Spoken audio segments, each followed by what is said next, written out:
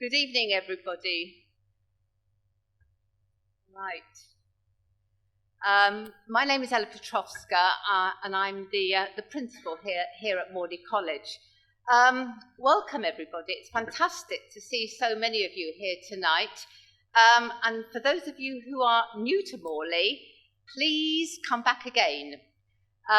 Look around at the end of the evening and see what we do. We're always keen to welcome new students to the college, and there is a magical array of courses here for you to enjoy. It's a great privilege to welcome Shami Chakrabarti here this evening. Shami is Director of Liberty, and I think you've been Director, Shami, for some 11 years now. I know it's a role which brings great responsibilities, and I'm sure that so many of us have come here this evening because we admire how you embrace those responsibilities in your powerful advocacy work for civil liberties and justice. I'm particularly delighted, Shami, to welcome you to deliver one of our penny lectures in our 125th anniversary year. Penny lectures were how Morley started, in the cloakrooms of the Old Vic Theatre, just down the road from here. They were an expression of Christian socialist and other radical movements of the 19th century, and they were an expression of the beliefs about equality, that everybody, rich or poor, man or woman, should have a fair chance to reach their potential, and that education was a very powerful instrument for creating a fairer society and for equality, and for managing social change. So penny lectures were designed to stimulate new thinking, get people debating issues, be contentious, be brave, raise some of the challenging issues of the day. So you can see why it is perfectly fitting that Shami should join us this evening to deliver one of these penny lectures. Shami is principled. She's not afraid to stand up and be counted, and is an important force during a time in which human rights are increasingly challenged. So I welcome you, Shami, to talk to us about your work and your book. Thank you.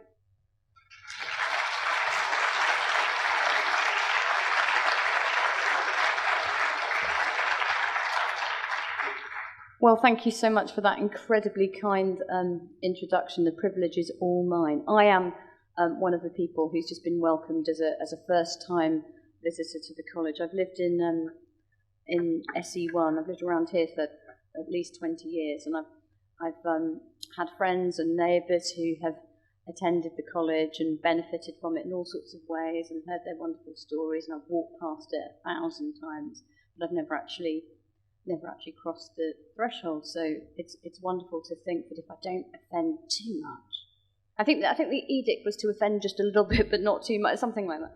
If I don't offend too much, then I might be able to come back. Now, of course, you're kind and wonderful to come out on this November evening. November is particularly tough, I think, don't you? Ted Hughes, who's not actually my favourite poet, did call it the month of the drowned dog.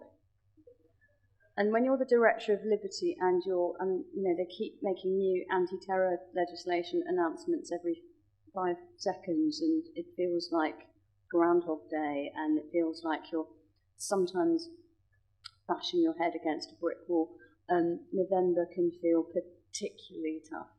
So it's wonderful to have this little moment of interesting potential respite in everything else that's going on today. You may have noticed a report was published that will be spun as an excuse for yet more powers, but is actually a bit of a scandalous revelation about how previous anti-terror powers were botched and not used. And yet tomorrow there will be a new anti-terror bill, a new blank cheque that parliamentarians will potentially sign on our behalf. And this will allow people's passports to be seized summarily by police officers or immigration officers at the border before they leave. Bearing in mind that even our Home Secretary has admitted and got great credit for this, that stop and search powers of a blanket kind have been incredibly divisive and discriminatory and counterproductive in fighting crime and uniting people, which is what you have to do in the face of all threats, it seems to me. So we're going to have police powers effectively to seize passports. Essentially, it'll be young men leaving. And imagine the humiliation of being a young man in a group, and you all say that you're off to, to the football or to the stag night or whatever it is, but because of your race or your religion, you're not believed. And you're the one who doesn't get to fly that day when everyone else is off to Prague or Barcelona, but no one believed that was your final destination, so your passport gets seized. And it's not just like a stop and search of the kind that we've seen operating so divisively. Even the police admit that now in our inner cities. This is stop and seize your passport, and you do not pass go, and you do not get to go for your weekend with your mates. How humiliating will that experience be? And will that power alienate more young people or actually prevent terrorism? And then at the other side of the equation, it's being suggested that that people who are suspected, and again it'll be young people who are suspected of having been in the Middle East fighting for ISIS, who are British nationals, as British as me, certainly, as the daughter of migrants to this country, will not be allowed back unless they promise to subject themselves to punishment, effectively punishment without trial in the community, kind of community punishment, but with no charges, no evidence, no proof. And this is because of where you've travelled, and that will be the basis of suspicion of what you have or haven't done. And what I would say about that is that some of these people may well be guilty of really quite dangerous and appalling behaviour, in which case they either need to be charged immediately with criminal offences and put on trial and convicted and punished so that the public can be kept safe. And that's not the public on this little island, that's the public anywhere. Or they are just young, naive adventurers who thought this was a great idea when they... And by the way, this power will extend to people under the age of 18. This is some mums' hothead sons out of control who think this is the Spanish Civil War. They're wrong, but they think this is the Spanish Civil War, right? And off they go, and they get to some foreign battlefield and realise what a mistake they've made, and they want to come home to mum. That's the second category, and they don't get to come home. Or there's a third category about whom you just don't know. Because life is like that, and that's why in this country we've celebrated fair trial principles for centuries. And mark my words, next spring, politicians of every persuasion, including those who will vote for this new legislation unthinkingly, will be celebrating Magna Carta. Right? The idea that you should have a fair trial before you're punished. Magna Carta, as the great Tony Hancock once said, did she die in vain? Oh, I'm glad that I'm in an audience that is a little bit familiar with, yeah. And then we found out just yesterday that this bill will also include a power for ministers to direct universities to issue notices to universities, and it probably will apply to this college too. I don't think it's just universities. It's a broader. We'll see the legislation. We may have to have a look tomorrow to direct places of learning as to how they should deal with radicalisation. Can you imagine the state directing places of learning and higher education on how they should promote the government of the day's anti-radicalisation, counter-terror agenda? And I'll tell you what I think places of learning should do. They should be places that provoke debate and learning. And that's the best thing that colleges and universities and schools in an open society can do to promote the cause of liberal democracy and human rights. Just provoke open debate and challenge, not be, frankly, madrasas for the government. And I picked that word deliberately because the main thrust of my view on counter-terror legislation is don't ape your enemies and shut down the open society that you say you want to defend. But I discuss a little bit in my book with the provocative jacket. Thank you, Penguin. Do you remember they published Salman Rushdie once upon a time? That worked out very well for him, so they do like a little bit of controversy. But one of the trends that I chart in the book, which is really about my time at Liberty over the last 13 years and 11 years as director, I got to Liberty the day before 9/11. So I do feel a bit like this might be Groundhog Day. One of the trends has been the demise of personal privacy as a private value and as a societal value. And that's partly caused by, very legitimate concerns about crime and terrorism. So it's partly caused by the rise of the internet and the new technologies. And it's cool technology, and it's, you turn on your iPhone and turn everything on, and you know exactly where your best mate is, where your next pizza's coming from, but other people know stuff about you too. And that's the good guys and the bad guys, by the way. In the context of your financial records, your medical records, your intimate conversations with people. And the answer to me, if the Home Secretary were standing there, because we try to do a little bit of balance in the interest of debate, is, Shami, the innocent have nothing to fear.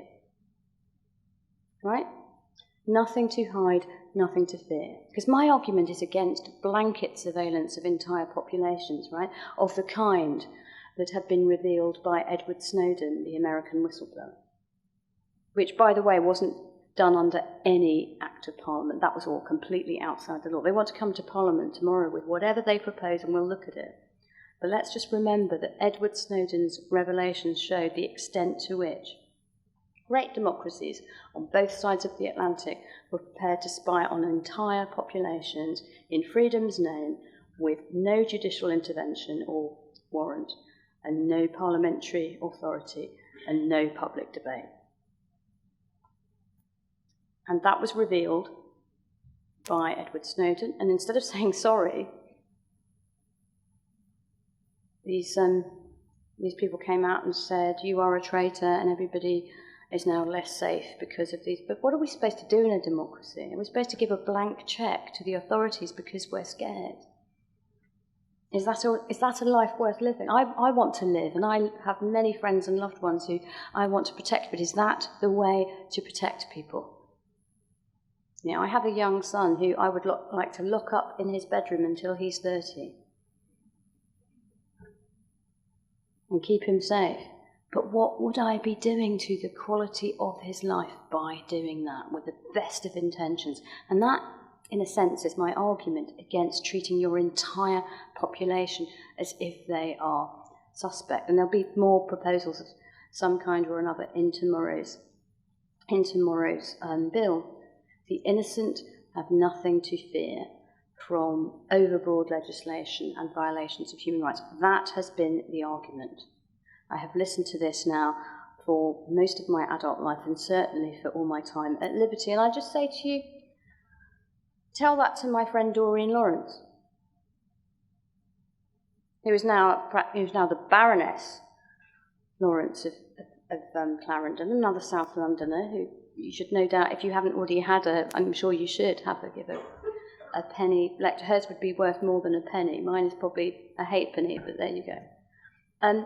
She has been an amazing figure in British public life. I hope most of you will agree. I don't know how one does that. As a parent, how do you convert that excruciating pain and agony, the untimely death of a child, by racist thugs, and to find out that the police neglected the investigation because of race, and to convert that into a campaign, not just for your own children, but other people's children.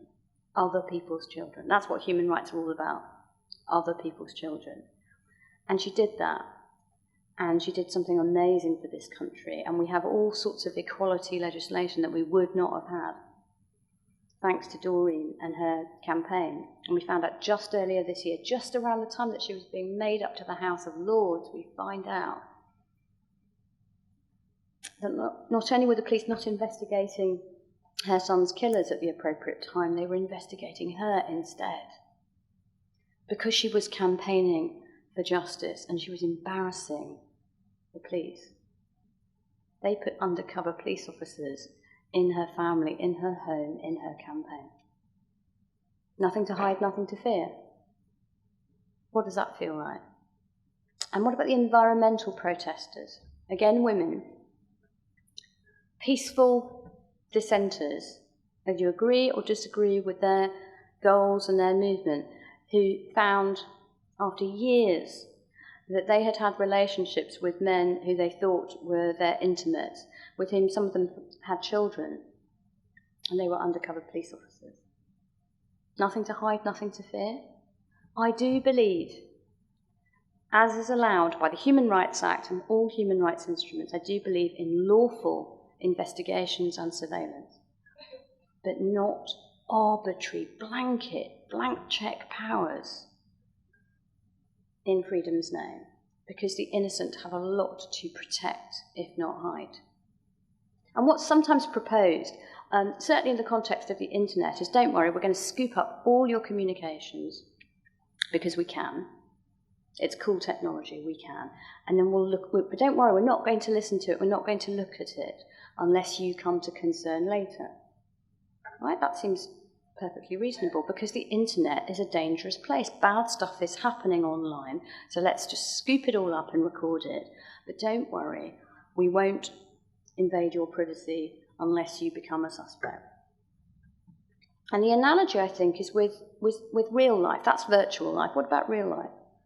We live in a part of London, a great part of London, many of us here, I'm sure, with these lovely old dwellings that have been domestic dwellings for decades or hundreds of years, right? Some of you live in properties that have been dwellings for quite a long time. Well, let me tell you that those are not completely safe spaces either. And homes can be crime scenes too.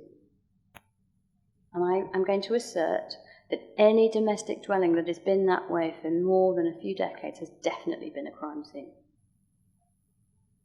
And a serious crime scene too. There's been a bit of common assault, serious assault, sexual assault, and, tax evasion, all sorts. But don't worry, we're just going to change the legal and physical architecture of this country so as to put cameras and microphones in everyone's home. But we won't look at it and we won't listen to it unless you come to concern. And then afterwards we'll be able to sift it and work out whether you... Do you feel comfortable with that, ladies and gentlemen? But what is being proposed sometimes in relation to the internet is the equivalent of that. And sometimes it takes younger audiences to really shudder, because some of our kids and grandkids are living far more intimately online than they are in their bedrooms. Go into a teenage bedroom, it's all a bit passé since Tracy Emin did it, 25 years ago, right? But it's their phones and their computers that reveal the profile of their anxieties and their developing life. So yes, we must have proportionate surveillance powers.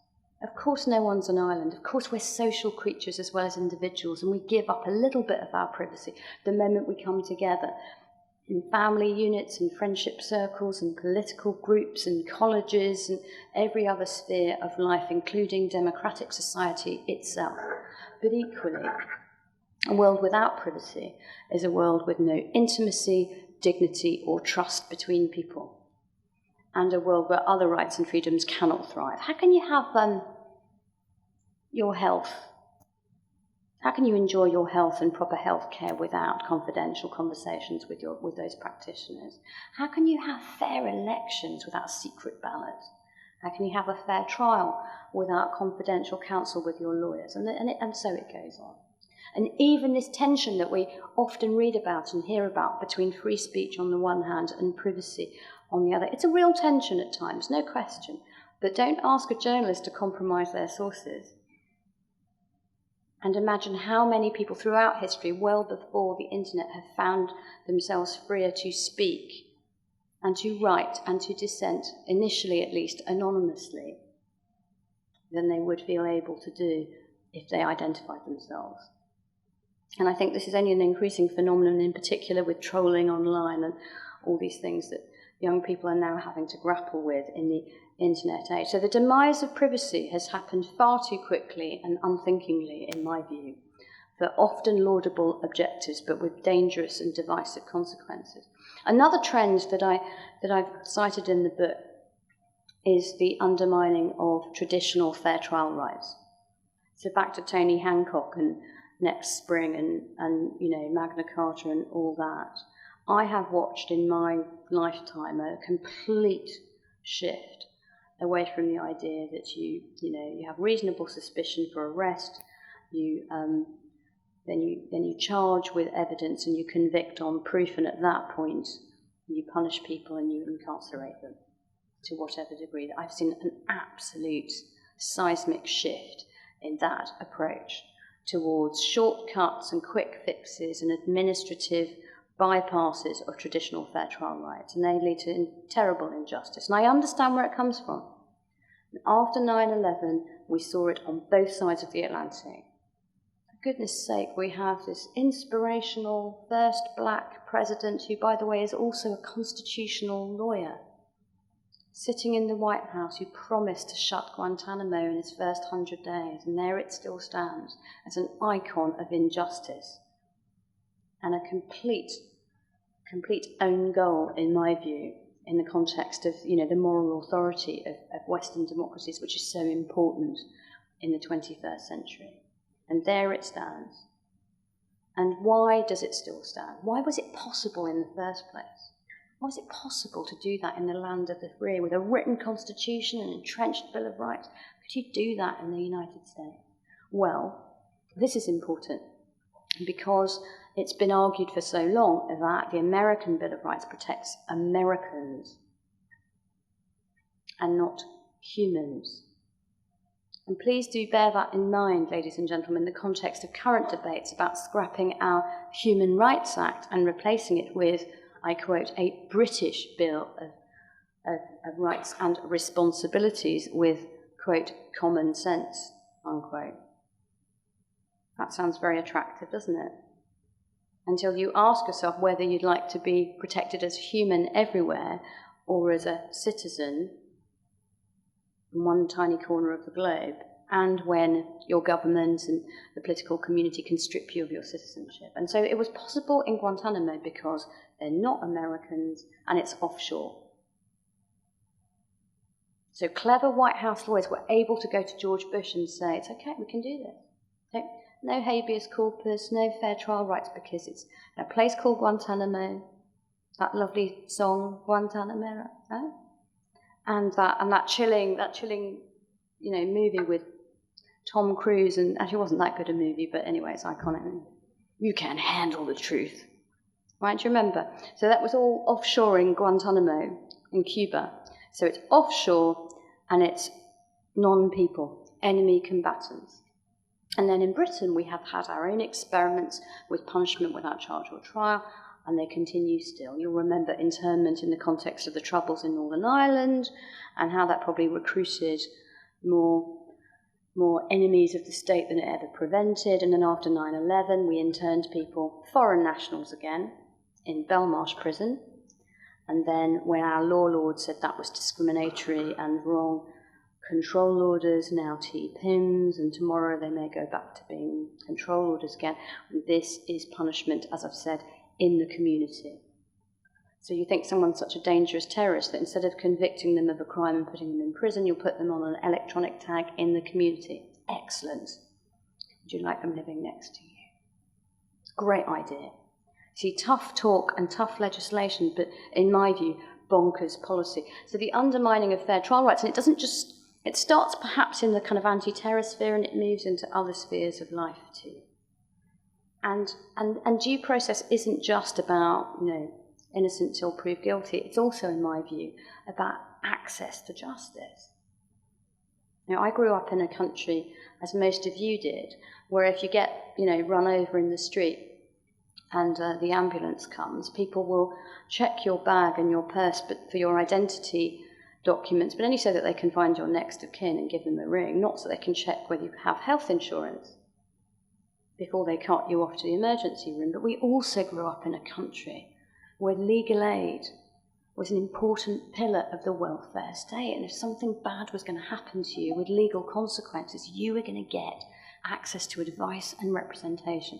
That's whether you're charged with a crime, whether you're going to lose your children, not just to the local authority, but to an angry ex-partner, whether you're going to potentially lose your home, your job, your benefits, things that really make a difference to your life, existential issues for you, you'd get legal advice and representation.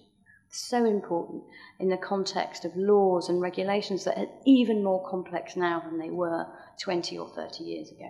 And civil legal aid, let's be clear, is all but gone in this country, which means that most people in our country can no longer afford access to justice. And then all our great laws might as well be a dead letter in a sealed book, if you don't have that kind of representation. And I suppose I've alluded to this already. The third big trend that I've noticed over the last 13 years, really, since I came to Liberty, was the demonisation of the other.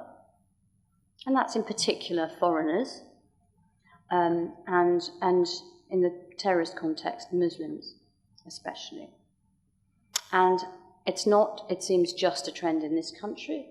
It's now blended and melded into this rising nationalism and xenophobia all over Europe and elsewhere. And I think it is a dangerous moment. And it's a moment to remember what another generation was capable of doing just after the Second World War. Because I still believe this is a unique moment in human history where people slightly to the left of politics, slightly to the right of politics, actually more than slightly, people to the left and right of politics, people of all the great world religions and people of no religious conviction at all, they come together and they draft the Universal Declaration of Human Rights. Eleanor Roosevelt, Winston Churchill, so many others. And why do they do it? Because they have seen what a world without human rights looks like. Citizens' privileges did not help the Jews of the Holocaust. And that's why we have a notion of international, universal, fundamental human rights. That's where it comes from. That is the moment in our human history, extraordinary moment. Imagine our world leaders agreeing on anything that's important today. Forgive me, but imagine it. And that's the most special moment. And they say these are the non-negotiables of the good life. This is what human beings need to be, to survive and even thrive. The civil and political elements and the social and economic ones.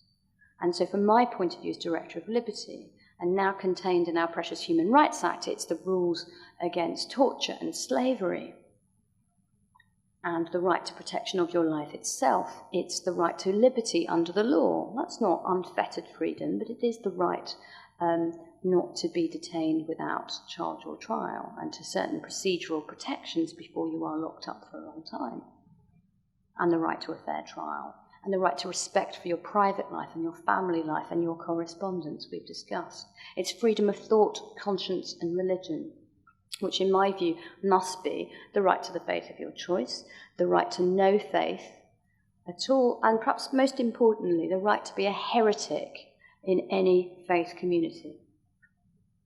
Incredibly important, a dissenter within a faith community. That young woman, so many years ago now, Sikh woman in Birmingham who wrote a play called Beshti or Shame about rape within her community, and there was a great big uproar and the play was shut down. And the police advised the theatre that it's better to shut it down instead of protecting the artistic freedom and the cultural freedom of that writer and the people who wanted to see the play. And, so that's a heretic that is just trying to move the debate on. And that's sometimes gay people in a faith community, that's sometimes women in inherently patriarchal both communities, or just somebody who wants to interpret a text in a different way. That's freedom of thought, conscience and religion, and it's protected, again, by our Human Rights Act that people want to scrap, and freedom of expression. My speech is free, it would seem, but yours is a bit more expensive, at least for a couple of minutes until we get a debate going. And I do hope that you won't just ask questions, that you'll make comments too. And my favourite, by the way, are the comments that are dressed up as questions. And of course, that's really easy to do. All you have to do is raise your voice at the end a little bit, like the French or the Australians. That's great. I love it. And sometimes people go really, really long and then go, oh shit, I better turn it into a question in a hurry. But no, we'll be pithier and we'll get more in. So to free speech, essential in a democracy, freedom of association. And you know what? The most important human right of all, in my view, equal treatment under the law. Now, why do I say that when I've just been talking about torture and slavery? Why do I say to you that equal treatment is the most important human right of all? Why? Surely that's nonsense. I say it because there would be no torture and slavery if we actually lived by the principle of equal treatment. You see, we lawyers, and I'm sort of in recovery now, or actually never recover, in remission, let's put it that way. We lawyers call it the principle of equal treatment or non-discrimination, but humans call it empathy. Imagining that it's you who's interned or tortured or suspected when they might not be guilty, or intruded upon, etc., etc. Empathy. You know, other people's children, right? Other people's children. And Doreen Lawrence has empathy for other people's children, and it's really the difference between believing in human rights or not. Other people's children.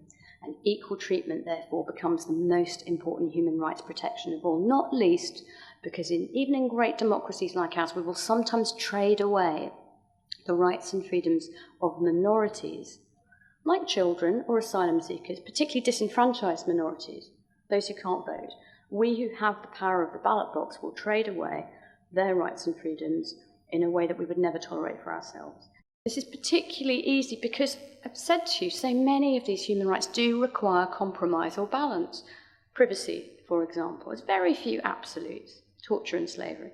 And so if we are going to have these trade-offs and these compromises, it's really important that we're not just doing it for a little minority group over there, thinking that it won't be us. Not least because there is always, in my experience, a law of unintended consequences. And I talk about that again in this book. When summary extradition arrangements were agreed within the EU and with the US after 9/11, it was all about jihadi terror suspects and parceling them off without evidence from one jurisdiction to another. Who would have thought that the core celebs would be the NatWest 3, Gary McKinnon, do you remember him? The vulnerable man with autism, so socially inadequate in so many ways, but was a genius at computers. I can barely use my iPhone. He went looking for UFOs on the internet and hacked into the Pentagon computer. Don't ask me how. And those brilliant minds at the Pentagon, instead of offering him a job in cybersecurity, decided that he was a terrorist and public enemy number one and needed to be tried in the US. And he spent 10 years fighting extradition because he wanted to be tried at home with his mum in North London. And there was Christopher Tappin, who was the, pillar of his local community in Orpington, chair of the golf club, corduroy trousers and a blazer with it. You get the picture. Running an import-export business, presumably by telephone and online, and providing freight. And he was accused of shipping batteries to the Iranian nuclear program. And he said, I was just providing freight. And it was going to Holland. I didn't know where it was going after that. This is what I do. I've shipped all sorts of artifacts and industrial bits and bits. That's his story. And they say, no, you're arming Iran. And the day that he was on the tarmac, heading for Texas, where one really wants to stand trial and go to prison, he expressed his appropriate horror at the fact that he was going with no evidence ever having been tested in a local court in Britain. And he said, it's outrageous. I have to go and Abu Qatada gets to stay. Do you remember Mr. Qatada? Do you? I always think it important for me to air him first before you bring it up. Because the French say that a meal without wine is like a day without sunshine. For me, it's a public outing without mention of Abu Qatada, who stalks me like, an ex-boyfriend from hell, Abu Qatada, and all I would say is, I don't believe in torture. Democrats don't believe in torture. It's one of the principal differences between us and this hideous ideology that we're supposed to be fighting.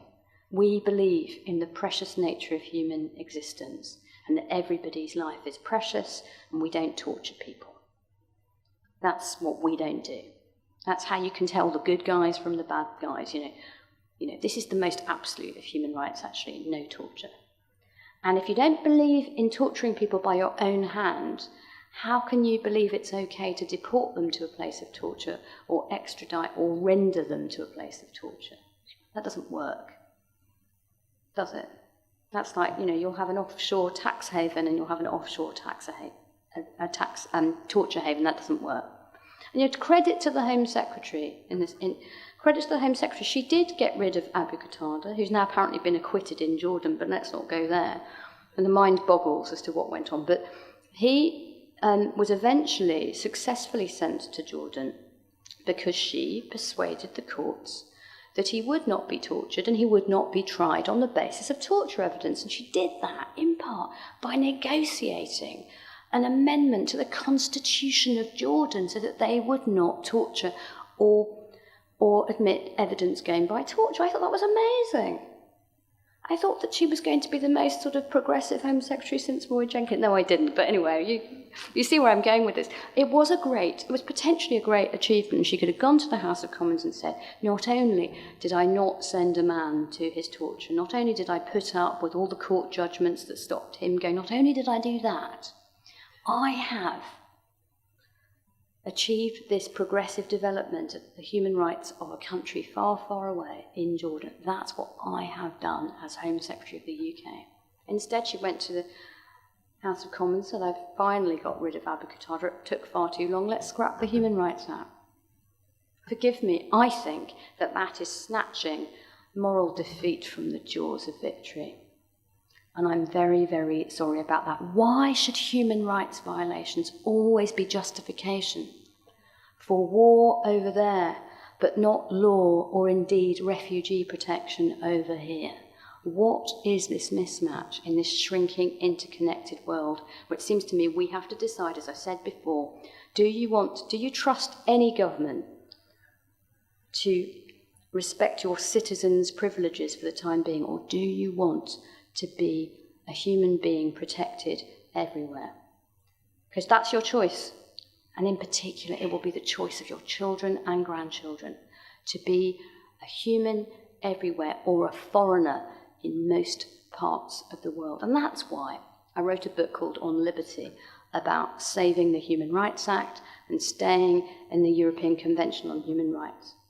It was published on the 2nd of October, and on the 3rd of October, the Lord Chancellor published his plans to scrap the Human Rights Act. So I'm not the most dangerous woman in Britain, as the Sun newspaper once said. I think maybe even the Sun newspaper might eat its words right now. I'm not, I hope, a Jonah. Please don't feel too uncomfortable about being in a room with me, even though bad things seem to happen when I'm in the room.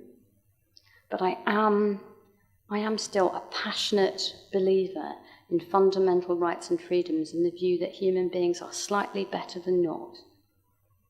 And that our strength, whether it's our liberty or our security, comes from remembering that and protecting our own children and those of other people. I'd like to end, I know that I'm not speaking predominantly to a legal audience, but I'd like to end with not my own words, but those of perhaps the greatest English judge of modern times, the late, great Lord Bingham, Tom Bingham. And this year is Liberty's 80th birthday. Not 125 years, I'm afraid, but, and aren't we looking good, by the way, on Botox and 125 years? But only 80 years. We're whippersnappers, founded in 1934 because hunger marchers were duffed up by the Metropolitan Police in Hyde Park. That would never happen today, of course, you understand. So Tom Bingham addressed a conference at Liberty in Methodist Central Hall 5 years ago, and far more eloquently than I set out what all your rights and freedoms are. No torture, free speech, fair trials, privacy, freedom of thought, conscience and religion, equal treatment, and so on. And he ended like this. Which of these rights, I ask, would we wish to discard? Are any of them trivial, superfluous, unnecessary? Are any of them un-British? There may be those who would like to live in a country where these rights are not protected. But I am not of their number. Nor am I. Thanks for listening.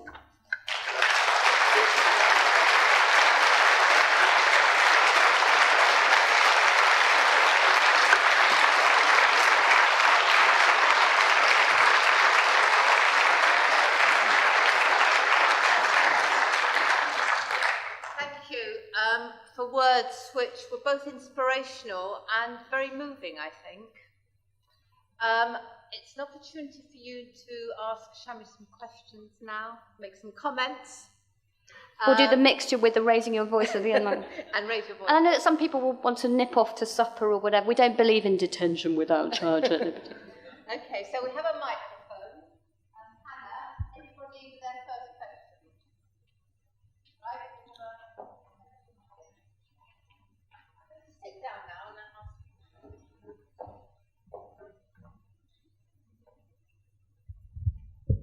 Hello, could I just say that I've admired Shami Chakrabarti for some time. Very good to be in the same room. And one of the things I've always admired is the balance. In other words, not the kind of completely fluffy thing that says, oh, well, you know, nobody's really under any threat, we don't need to do anything about it. You do understand very much that we do have to do something about it. And I think this is a comment, and I'm not even going to try and raise my voice at the end, but it's really to give you a little point, which I'm sure you already know, but a great argument that I think you could use today particularly, and that is that when you try to make this broad sort of picture of a broad brush thing of bringing everybody into being a suspect and then gradually trying to prove that you're not, which is really what they're doing with all of this internet stuff, etc. You're using so much resource that the real baddies can slip through the net. Now today they were saying in Parliament, I saw part of the debate, that there are limited resources, bound to be limited resources for the security forces, etc. And if they find that somebody suddenly sounds more suspicious, then they have to give up something else, some of the less suspicious ones, in order to do it, to which I thought, exactly. And they didn't do that, and these people ended up slipping through the net in that awful thing that happened in Woolwich. So I think that there's a powerful argument to say that when they use the argument, oh, but you can't have what you say because people need protected, we would actually have been much better protected if they had not been wasting all their time in this enormous broad brush thing of treating us all as suspects. Thank you. Well, I think we can some of us will give him a round of applause. I completely agree with that. I think that this intelligence is clearly incredibly important. And so you're right that you need resources for intelligence, and you need to target and focus those resources, not just from a civil liberties point of view, but from a resource point of view. But I would also add that if you want the best intelligence, and forgive me, sir, but your accent did reveal a certain experience, you know, if you don't mind me suggesting that. Yeah, so if you do want the best intelligence, you also want to be capable of reaching out to the broadest possible sections of society, in my view, and not alienating people who might be in communities that really you need for that intelligence, and you need to be on your side, and there ought to be by now. You know, this 9/11 was all those years ago. I've got kids who turn up at Liberty for jobs now, and they're asked, you know, why do you want to work at Liberty? And they say, oh, well, you know, I'm a new graduate. When I was at school, Shami came to speak at school. I'm like, well, you can't have a job for a start. It's completely absurd. You're far too... No. But those young experiences do make a difference. And I just think, and it's not just terrorism, it's law and order, it's really just young people's engagement with community and with the state. If they learn to feel like they're excluded and they're an outsider, if you draw a line in the sand too often and say, which side are you on? And you're putting too many people instinctively, because of their religious allegiance or their race or their gender, whatever it is, make them feel like they're on the wrong side of the line too often.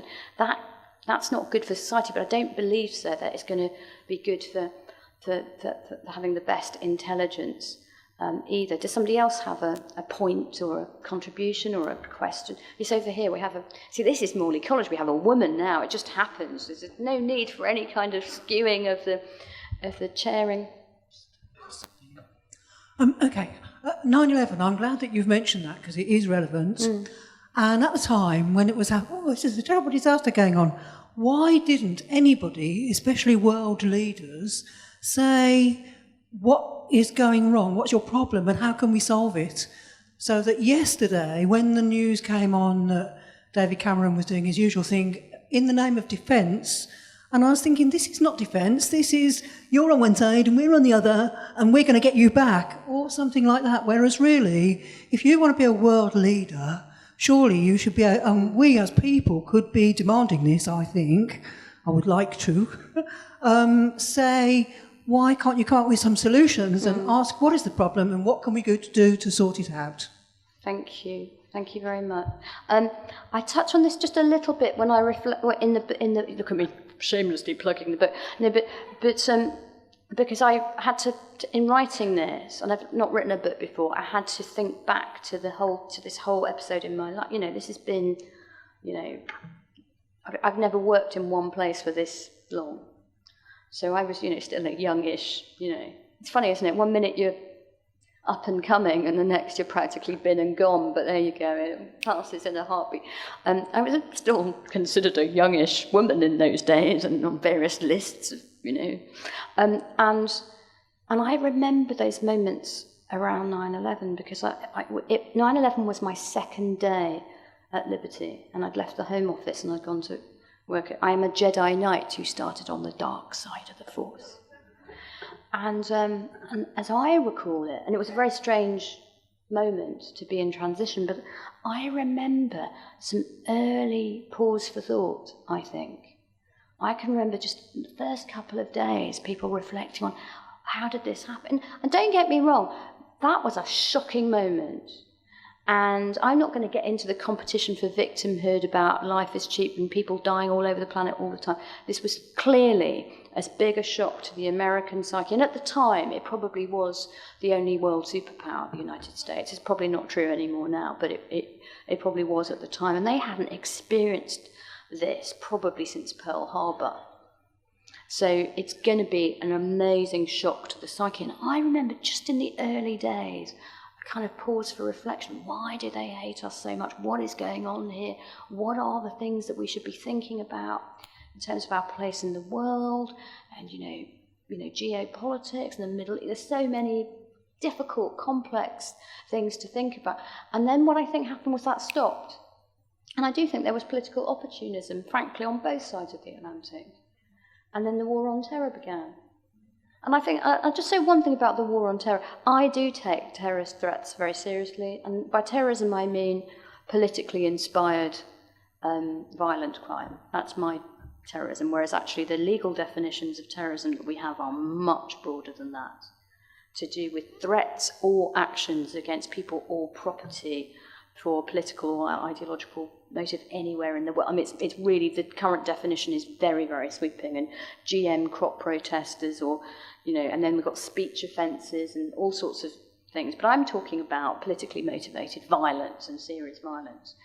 And I think that this whole war on terror concept was a really, really dangerous idea, not because you don't want to deal with these threats, but the war, I mean, I personally believe in law and order, And if people commit murder, including mass murder, call me old-fashioned, I think you prove it, and you try them and you convict them and you put them in prison to keep people safe. And the beauty of doing that is if you've done it and you've made your case and you've proved your point and you've done it fairly, then I believe most people are decent and most people don't believe in murder anywhere in the world, actually. Then you'll find that people will not rush to support, the victim of this terrible injustice. They will go, But equally, if you're just, banging people up without trial or declaring war on abstract nouns, you're doing something that will not ultimately command that kind of legitimacy and global human support. And the real danger for me of things like a war on terror is what you're really saying is we're in a new emergency. And very often people are worried about threats. We've just been told again, by the way, that this is the worst threat that we've ever faced. And it's not for me to make that judgment, because I don't see the secret intelligence that the Home Secretary sees. But all I would say is this: whatever the level of the threat, a permanent emergency is a logical contradiction in terms. However serious the threat, if you declare a permanent state of emergency, that is a new state of being, and you have suspended your rights and freedoms and your way of life indefinitely. Now, don't get me wrong, at the height of the Blitz, people in this great city of ours didn't know when the war would be over. They didn't know. And there was an element of emergency. There were emergency powers. Winston Churchill went to Parliament with a heavy heart.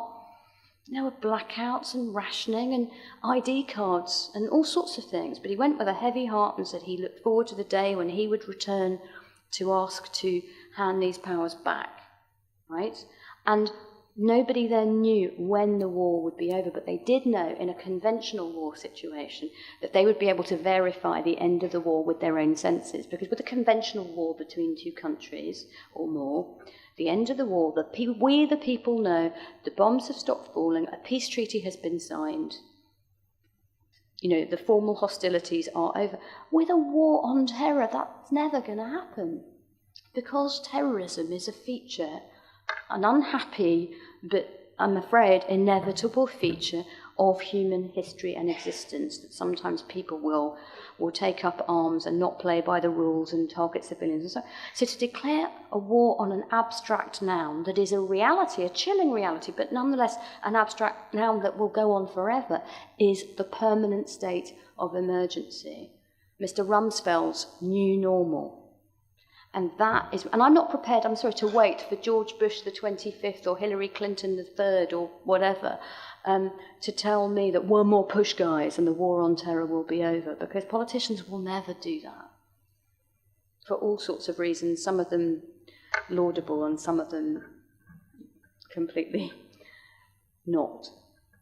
Who has another question? There's somebody over there. Yes, you.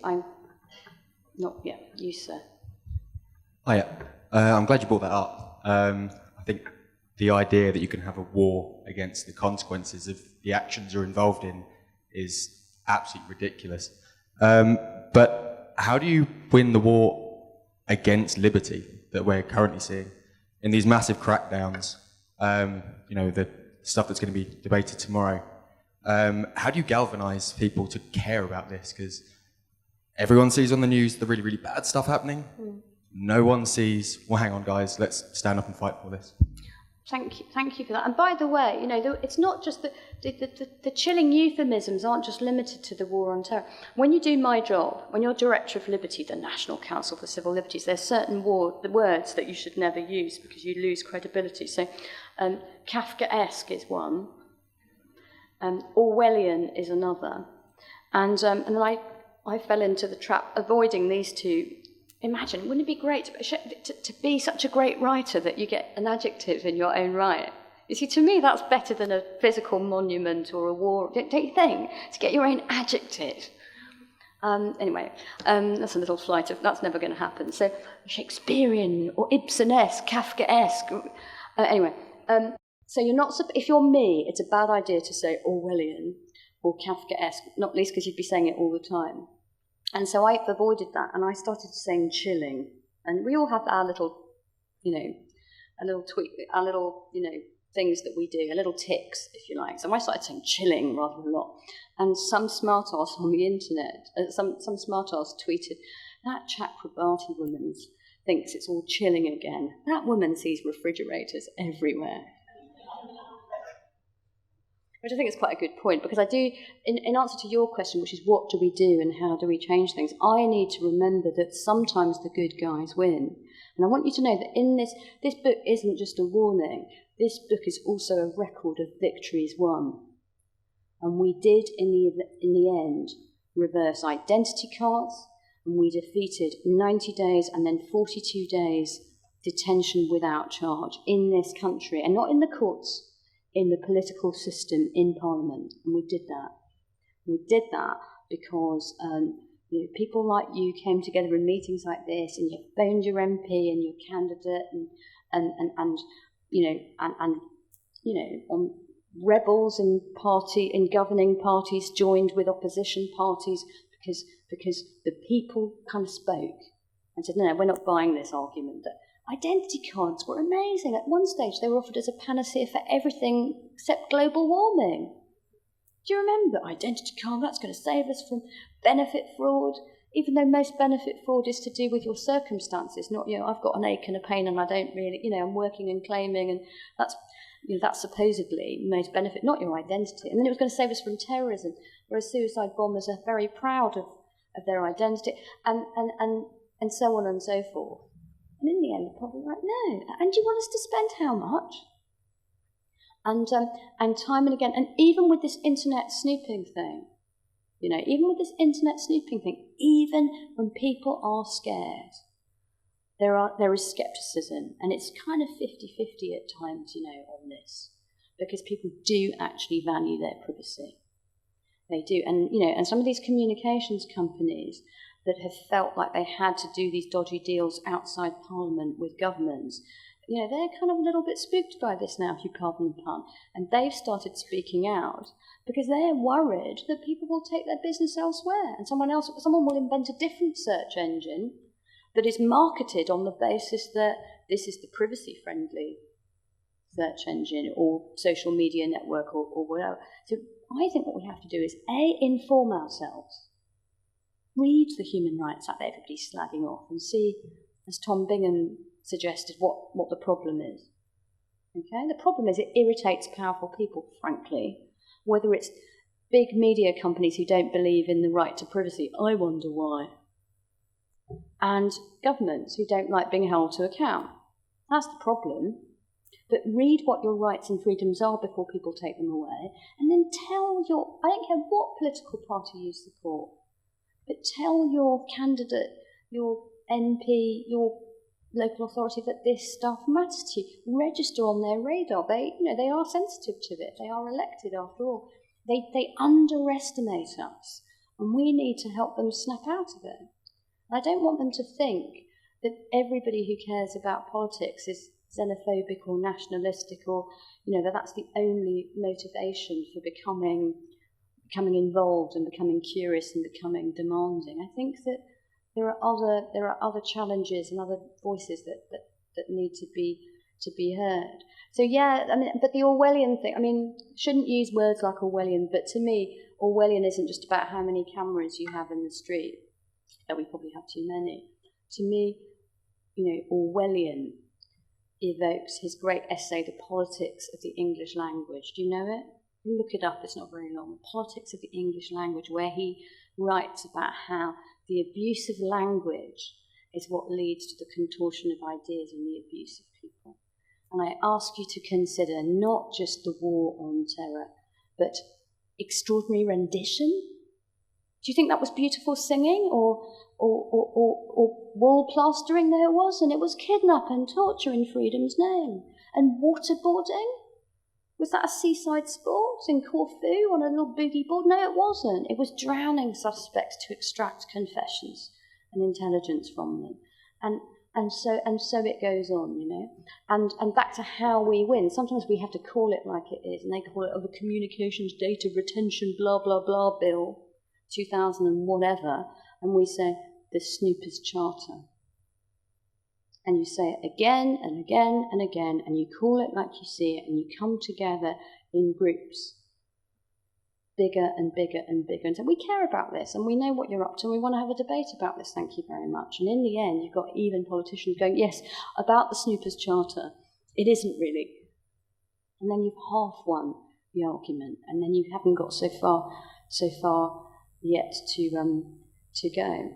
I've got to do a bit of Shelley. Rise like lions from your slumber, in unvanquishable number. Shake your chains to earth like dew, which in sleep had fallen on you. Ye are many, they are few.